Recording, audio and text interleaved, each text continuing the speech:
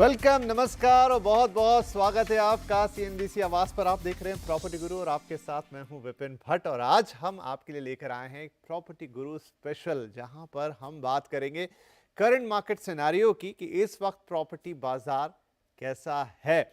बहुत सारी रिपोर्ट्स आती रहती हैं लगातार और प्रॉपर्टी बाजार के नंबर भी आते रहते हैं हर क्वार्टर, और किस तरह से प्रॉपर्टी बाजार मूव कर रहा है। अच्छा, इस बीच जो ब्याज दरें हैं वो जस की तस यानी अपने अपर मार्क पर बनी हुई हैं, घरों के भाव इस बीच बढ़ रहे हैं, लेकिन बिक्री भी अच्छी हो रही है। तो ऐसे में आपके लिए बड़ा सवाल उठता है कि क्या भाव बढ़ रहे हैं तो मैं भी प्रॉपर्टी खरीद लूं या फिर थोड़ा रुक जाऊं। ये सवाल कई लोगों के मन में आता है। कुछ निवेशक भी अब तो प्रॉपर्टी बाजार में इंटरेस्ट ले रहे हैं। तो आज इन सभी सवालों के जवाब लेंगे। हमारे साथ दो खास एक्सपर्ट जुड़ रहे हैं, कार्यक्रम में शामिल हो रहे हैं। पंकज कपूर साहब, एमडी लाइसेंस फॉर आस, और Rohan Sharma, senior director research, JLL. आप दोनों का ही बहुत बहुत स्वागत है। तो आइए शुरुआत करते हैं। पंकज जी, जैसा मैंने कहा शुरुआत में ही कि नंबर तो हम कहें महीने दर महीने, क्वार्टर दर क्वार्टर, साल से साल की तुलना कर ले तो लगातार रिकॉर्ड्स और ये और वो, चाहे कोई भी सेगमेंट हो। प्रॉपर्टी बाजार में एग्जैक्टली क्या हो रहा है, अब ये बड़ा सवाल मन में आ रहा है। क्योंकि देखिए, ब्याज दरें ऊपर हैं, ऐसा तो नहीं है कि बहुत आसानी से होम लोन बड़े सस्ते भाव पे मिल रहा है, वो दिन तो है नहीं। अब तो कई सिटीज में भाव भी काफी ऊपर चले गए हैं, लेकिन ये स्ट्रीक रुक नहीं रही। क्या रीजन है इसके पीछे? देखिए, अगर आप सबसे बड़ी बात यह है कि भाव अभी बढ़ने चालू हुए हैं पिछले 1 या 2 साल से, लेकिन उससे पहले करीब 6 साल 7 साल की एक प्राइस की स्टैग्नेंसी थी। हम्म। और कोविड के दौरान थोड़ा करेक्शन भी हुआ था। तो अभी जो प्राइस में बढ़ोतरी है वो इतनी भी नहीं है कि ये बोले कि हम स्पेकुलेटिव हो गए। मैं कह रहा हूँ बहुत ही प्रोडक्टिव प्राइस ग्रोथ है। और अगर आप इन्फ्लेशन एडजस्टेड प्राइसेस और इंटरेस्ट एडजस्टेड अफोर्डेबिलिटी के ग्राफ को देखिए तो आज आप देखेंगे, अगर आप 2005 से अभी तक कंपेयर करेंगे तो 2022 के बाद पहली बार ऐसा वक्त आया है कि जहां affordability has been higher than inflation adjusted prices. और अभी तक वो है, डिस्पाइट इंटरेस्ट रेट जो है वो 7% से बढ़ करके 6.5% से बढ़ करके 8.5% के ऊपर भी है। लेकिन उसके बावजूद भी अफोर्डेबिलिटी, क्योंकि इस पीरियड में लोगों की इनकम भी, अगर आप 7 से 8% के हिसाब से ग्रोथ देख लीजिए, तो इनकम की ग्रोथ जो है वो हायर होने की वजह से जो प्राइस और अफोर्डेबिलिटी के अंदर जो पैरिटी है वो बनी हुई है और अफोर्डेबिलिटी बेटर है। और यही कारण है कि प्राइस बढ़ने के बावजूद भी आप वॉल्यूम में बिल्कुल कमी नहीं देखते हैं। और मैंने एक असेसमेंट किया, सिमुलेशन करके देखा कि आज भी बढ़े हुए भाव के अलावा भी अगर हम देखेंगे तो मार्केट में करीब 15 से 18% की ग्रोथ के प्रोस्पेक्ट्स हैं गोइंग फॉरवर्ड। बट सप्लाई क्योंकि ज्यादा है, न्यू लॉन्चेस रिकॉर्ड हाई हैं और कंटिन्यूअसली आते चले जा रहे हैं, इसके लिए बिल्डर जो है वो स्पेकुलेटिव प्राइस इंक्रीज नहीं कर रहा है, मॉडरेट कर रहा है, जो प्रोडक्टिव है और एब्जॉर्ब हो रही है मार्केट के सेल्स के थ्रू। तो एक बड़ा ही अच्छा मार्केट है, जो हिस्टोरिकली फर्स्ट टाइम ऐसा है कि जहां सेल्स, सप्लाई और प्राइस तीनों तीनों बढ़ते हुए दिखाई दे रहे हैं। तो ये one of the most productive market है। और बायर के पॉइंट ऑफ व्यू से तो मैं ये कहूंगा कि बेस्ट मार्केट है, क्योंकि ज्यादा से ज्यादा सप्लाई है, प्राइस में प्रोडक्टिविटी है और अफोर्डेबिलिटी भी आपके पॉकेट को मैच करती हुई है। और आपके पास हर सेगमेंट की सप्लाई है, अफोर्डेबल से लेके अल्ट्रा लग्जरी सेगमेंट, आप किसी भी सेगमेंट में देख लीजिए, आपकी मैसिव सप्लाई है। और इस पीरियड में अपग्रेडेशन डिमांड भी काफी बढ़कर के आई है। और उसको देखते हुए 1 करोड़ के ऊपर के फ्लैट में अगर आप देख लीजिए तो new launches as well as sales वो एक्सटेंसिवली बढ़े हैं। जबकि अफोर्डेबल और जो 30 लाख के नीचे वाले घर हैं वहां पे थोड़ी बहुत जो है सप्लाई और सेल्स दोनों में गिरावट होती हुई दिखाई दी। ओके, चलिए, तो ये एक पिक्चर है जो हमें बता रहे पंकज साहब। राइट, रोहन, आप लोगों का क्या एनालिसिस है? कुछ दिन पहले आपकी एक रिपोर्ट भी थी, इनफैक्ट कई रिपोर्ट्स आती रहती हैं जिसमें लग्जरी प्रॉपर्टी की बारे में सारे जिक्र थे कि बहुत अच्छा रहा है क्वार्टर और इनफैक्ट द ईयर। आपका असेसमेंट क्या कहता है? देखिए विपिन जी, लग्जरी मार्केट में तो एक तरह का तेजी हम देख ही रहे हैं पिछले 1 1.5 साल से। इनफैक्ट अगर आप देखेंगे तो पिछले साल भी 3 करोड़ से ऊपर के घर जो थे उनमें उनका टोटल जो शेयर रहा पूरे साल की अपार्टमेंट्स की बिक्री में, वो करीबन 11% था। ऐसा नंबर हमने कभी देखा नहीं है। इनफैक्ट आप इसको 22 से कंपेयर करेंगे, 22 से डबल है, 22 में 5% ही शेयर था। तो ये अगर आप वैसे देखें तो एक बढ़ता हुआ मार्क है बिक्री का। और उसके ऊपर शेयर ऑफ जो लग्जरी सेगमेंट है वो भी बढ़ रहा है, डबल डिजिट्स में चला गया है। ठीक है, जितने सेल्स हमने या जितनी बिक्री हमने 3 से 5 करोड़ में और 5 करोड़ से ऊपर के सेगमेंट में देखी पिछले 2023 में, वो इस साल भी जारी है। पहले पहले ही तिमाही में भी हमने देखा कि सेल उतनी ही है, बिक्री दर वैसी ही चल रही है जैसे पहले थी। इनफैक्ट टोटल सेल्स जो था वो क्वार्टर ऑन क्वार्टर या तिमाही और तिमाही पिछले 6 से 7 तिमाहियों से ऊपर ही जा रहा है। हर तिमाही अगली पिछली तिमाही से तेज है। तो क्वार्टर ऑन क्वार्टर आप ग्रोथ देखते ही जा रहे हैं, राइट। उसी में अगर आप देखें कि लग्जरी में भी ग्रोथ हो रही है, तो ये एक तरह का मार्केट का एक शिफ्ट है जिसमें बड़े घर लोगों का प्रेफरेंस हो गए हैं, बेटर एमेनिटी लोगों का प्रेफरेंस हो गई है। और इसलिए लग्जरी में डिमांड लगातार तेजी पकड़ रही है। उसी में जैसे पंकज जी ने बोला कि अगर आप देखेंगे तो अगर जो बिक्री की दर बढ़ रही है वो अफोर्डेबल से नहीं बढ़ रही है, अफोर्डेबल थोड़ी सी स्टैग्नेट कर गई है मार्केट। तो सेल शायद जो as a share of total sale जिसे हम बोलते हैं, अफोर्डेबल शायद डाउन कम हुई है, बट मार्केट मोस्टली उनकी थोड़ी स्टैग्नेट, थोड़ी सी धीमी चल रही है। पर अगर आप उसी में थोड़ा महंगे दरों में अगर आप घरों की बिक्री देखेंगे तो महंगे दरों में ज्यादा बिक्री में तेजी है, राइट। इनफैक्ट अगर हम ये देखें तो लग्जरी जैसे हमने बोला कि डबल शेयर हो गया, वैसे ही 3 करोड़ से कम के शेयर जो है, जो मिड सेगमेंट से प्रीमियम सेगमेंट वाला सेगमेंट है, सबसे बड़ा सेगमेंट है, सबसे ज्यादा तेजी उसी सेगमेंट में हम देख रहे हैं। तो ये तो एक चेंज इन मोमेंटम है। और इसके दो कारण है। एक तो कि हम जो जो खरीदार हैं वो बड़ा घर चाहते हैं, बेटर एमेनिटीज चाहते हैं, अपग्रेड अपग्रेड बहुत लोग अपग्रेड कर रहे हैं अपने घर को, तो फिर छोटे घर से बड़े घर में जा रहे हैं। दूसरी बड़ी चीज है कि जो सप्लाई है, जो डेवलपर मार्केट में लेके आ रहे हैं, वो भी इस डिमांड को केटर कर रही है। तो वो भी वो प्रोडक्ट लेके आ रहे हैं जो इस डिमांड को फुलफिल कर पा रहा है, जो भर पा रहा है। तो उसी वजह से अगर आप देखेंगे तो मार्केट में तेजी ज्यादा दरों की घरों में थोड़ी तेज है। Okay, right. तो अब यहाँ पर सवाल ये उठता है कि ये तो प्रेजेंट सिनारियो हो गया पंकज साहब, लेकिन यहाँ से आगे बढ़ते हुए क्या क्या हम देखेंगे कि देखिए अभी एक तो चुनाव का भी मौसम है, ये भी बताइएगा कि इस दौरान प्रॉपर्टी का हिस्टोरिकली क्या एक रुख रहता है इस 1-2 महीने के दौरान। सेकेंडली नाउ अब इंटरेस्ट रेट ऊपर तो नहीं जा रहे, लेकिन फिर भी अभी ऊपर बने हुए हैं, नीचे कब आएंगे नहीं मालूम। भाव जैसा आपने कहा कि पिछले 1-1.5 साल में बढ़ रहे हैं, लेकिन वो धीरे धीरे पीक तो कर रहे हैं, मतलब ऊपर की तरफ जा रहे हैं। अब यहां से आगे चलते हुए क्या दिखेगा मार्केट में? क्या हम एक स्टैग्नेशन देखेंगे या ये रफ्तार बनी रहेगी? किस तरह का मूवमेंट होगा? देखिए, मैं ये नहीं देखता हूँ कि डिक्लाइन होने वाला है। जितना वॉल्यूम हो रहा है उससे कम होना चालू हो जाएगा। मुझे लग रहा है कि जो नंबर हैं वो बरकरार रहेंगे और थोड़ा मार्जिनल इसमें इम्प्रूवमेंट भी होता हुआ आपको दिखाई दे। प्राइस में भी आपको ग्रोथ दिखेगी, क्योंकि प्राइस में आज भी देखें तो प्रोडक्टिविटी है और एक ग्रोथ का स्कोप है। तो ओवरऑल स्कोप देखें तो 15 से 18% दिख रहा है, लेकिन मेरे हिसाब से ये बिल्डर धीमे धीमे बढ़ाएंगे। तो ओवरऑल अगर हम देखें तो आज के दिन 7 से 10% की ग्रोथ हो रही है और ये ग्रोथ कंटिन्यू होगी प्राइस की।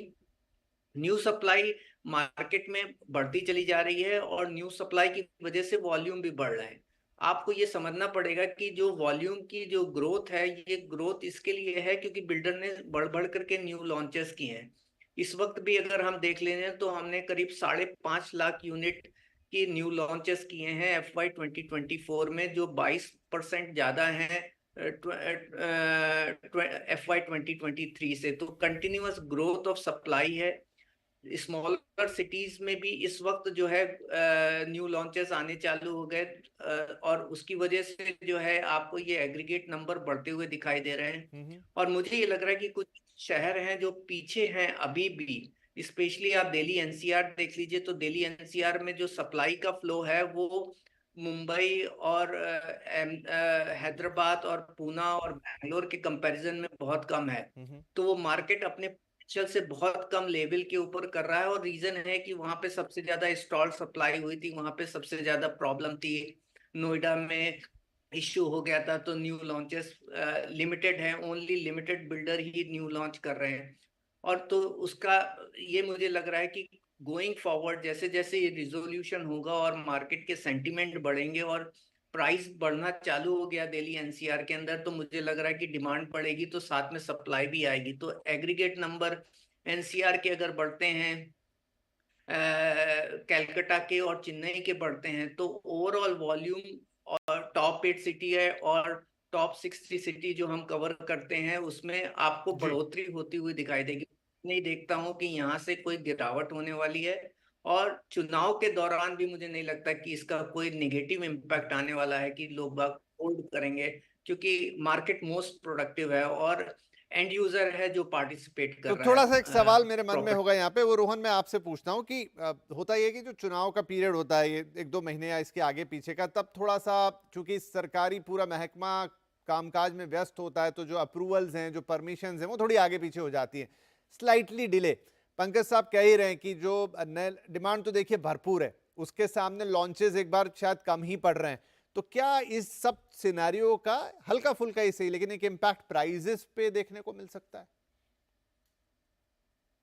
देखिए विपिन जी, जैसे पंकज जी ने बोला, मैं इस बात से इत्तेफाक रखता हूँ कि इलेक्शन का बहुत असर मार्केट पे हमने पुराने में भी देखा नहीं है। 2014 में भी, 2019 में भी हमने एक नहीं नहीं, एनालिसिस मेरा अपने मेरा देखा था रोहन जी यहाँ उन पर उन मेरा सालों के लिए मेरा भी। मेरा हाँ जी। मेरा सवाल ये है कि दैट इज फाइन, वो एक हम्म जनरल मार्केट ट्रेंड हो गया, हम्म लेकिन हाँ रोहन साहब, लेकिन यहाँ पर हाँ जी क्या है दिक्कत कि ऑलरेडी लॉन्चेस थोड़े लिमिटेड हैं, जितनी डिमांड है शायद हाँ उस जी हिसाब से सप्लाई नहीं है। और मैंने जैसा कहा कि इस हाँ जी। दौरान फाइलों के मूवमेंट, अप्रूवल्स, वो थोड़े से थम से जाते हैं, मतलब आपके जो लॉन्चेस हैं नए पाइपलाइन में होंगे वो स्लाइटली हम्म डिले होंगे। तो क्या प्राइस पर कोई हाँ जी। इम्पैक्ट इसका आएगा या नहीं, वो भी ऐसा नहीं देखते आप? नहीं, प्राइस तो विपिन जी वैसे ही बढ़ रहे हैं क्योंकि मार्केट में तेजी बहुत है खरीदारों की।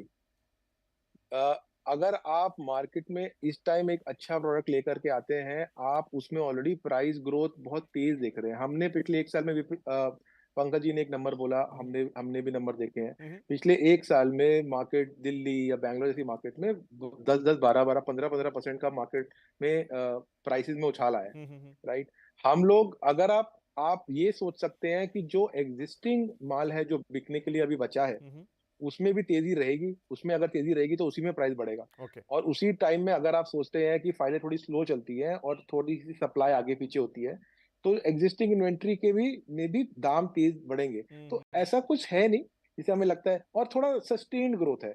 अगर आपको हल्का फुल्का लगता भी है कि थोड़ा आगे पीछे हो गया, कि उतना माल मार्केट में आया नहीं, तो वो जब आएगा तब आप उतना वृद्धि का दर आप देख लेंगे उस साल में। तो ये एक बहुत ही हाँ नहीं, मेरा शॉर्ट सवाल टर्म थोड़ा होगा सा अगर कुछ होगा तो। कंज्यूमर के पॉइंट ऑफ व्यू से हम्म, था, क्योंकि क्या बहुत सारे लोग हाँ सवाल जी हमसे पूछ हाँ रहे हैं जी अभी कि ये क्या हमें इस समय घर खरीदना चाहिए।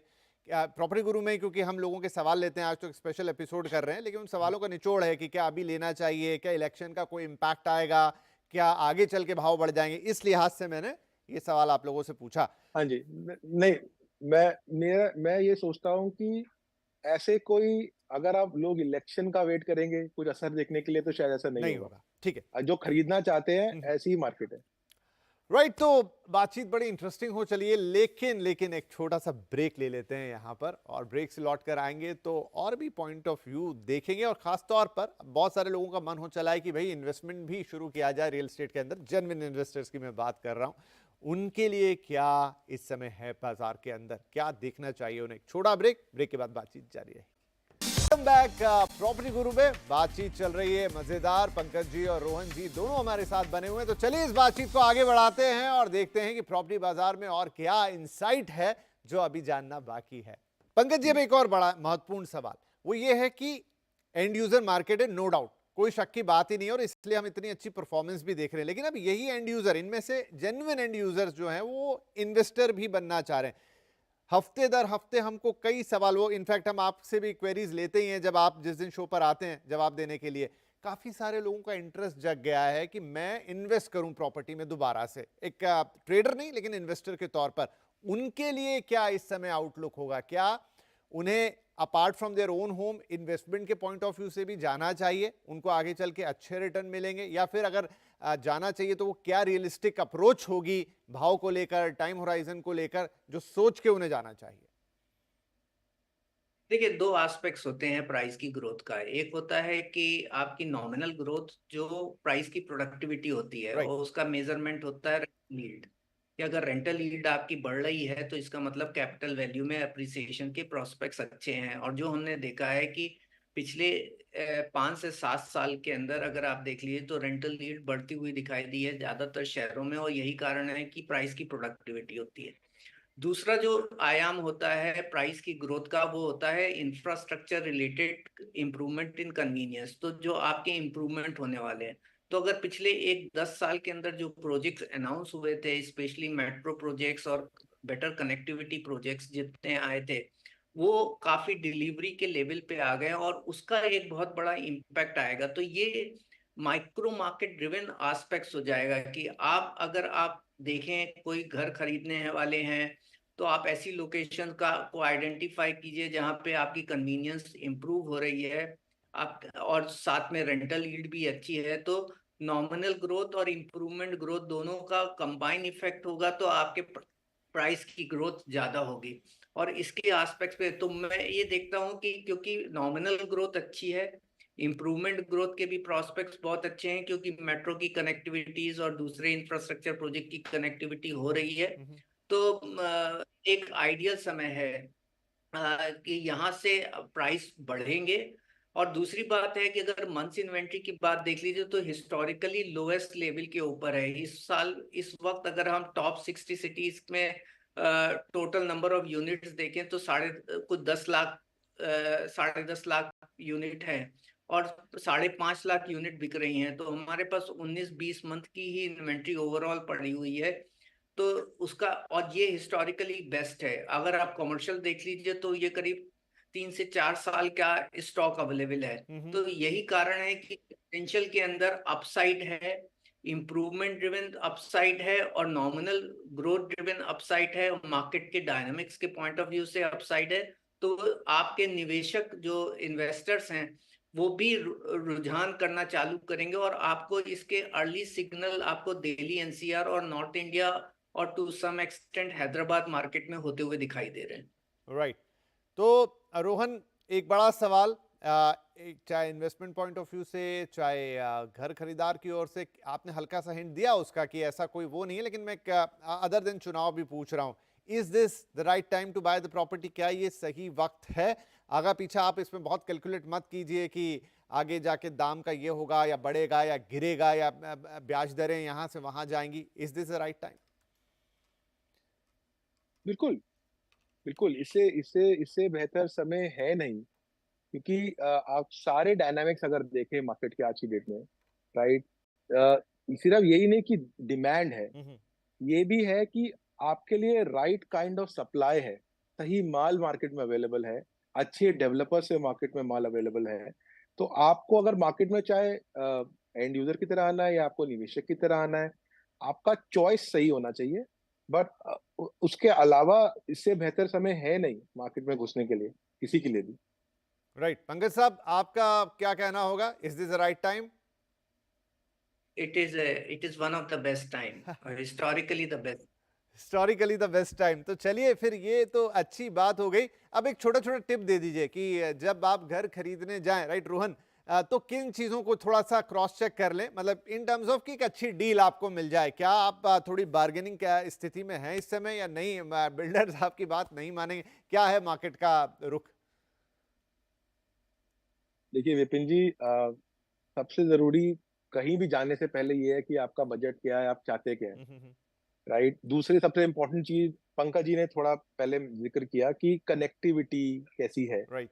राइट। उसके बाद सबसे इम्पोर्टेंट चीज, अब जब आप जगह तलाश लेते हैं, आपको कितना बजट चाहिए, सबसे बढ़िया डेवलपमेंट पार्टनर या डेवलपर पार्टनर जो आपको जिसको आप चुने, उसका ट्रैक रिकॉर्ड क्या है। अब तो इतना मेरे हिसाब से ग्राहकों के लिए इतना आसान हो गया है, क्योंकि इतना डेटा अवेलेबल है रेरा वेबसाइट्स पर। आप खुद साइट पे जा सकते हैं, सब कुछ बहुत ही ट्रांसपेरेंट तरीके से होता है। जितना ट्रांसपेरेंसी आज मार्केट में है इंफॉर्मेशन अवेलेबिलिटी के हिसाब से, जानकारी ग्राहकों के लिए, उससे बेहतर है नहीं। इनफैक्ट हम लोग ये बोलते हैं कि हम जब रेरा आया उसका हम असर देख नहीं पाए कोड के, से अब हम असर देख रहे हैं। इसीलिए मार्केट में इतनी तेजी है कि लोगों को वो ट्रांसपेरेंसी दिख रही है।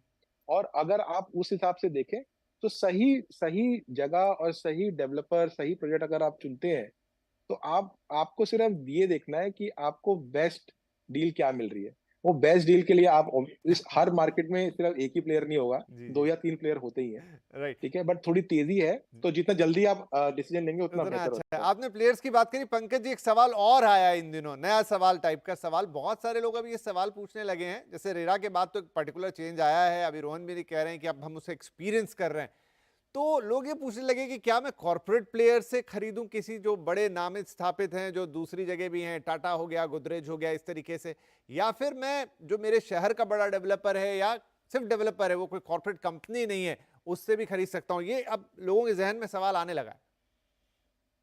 देखिए, एग्जीक्यूशन रिस्क आफ्टर रेरा कम हो गया है। तो अगर आप इंस्टॉल प्रोजेक्ट की भी बात देखिए तो 75% जो इंस्टॉल इन्वेंट्री है वो इंस्टॉल इन्वेंट्री प्री रेरा है, जब वो जो प्रोजेक्ट रेरा से पहले लॉन्च हुए थे। तो रेरा के आने के बाद जो एग्जीक्यूशन रिस्क है वो कम हो गया है।